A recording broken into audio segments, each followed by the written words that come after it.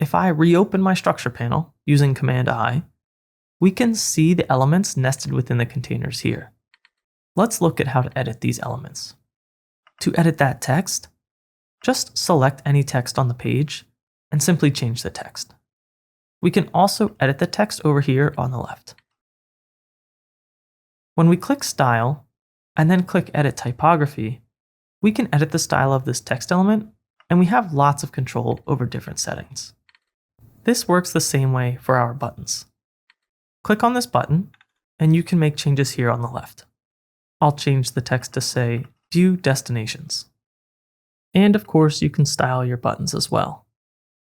I'll change my button font color here. To change an image, simply click on the image, then select Choose Image on the left, and upload your new image here. I'll select a new file, and when it's done uploading, select again.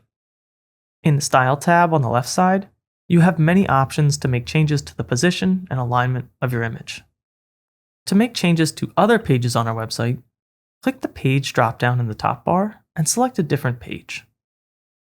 Once we're on the new page, we can edit elements in the exact same way.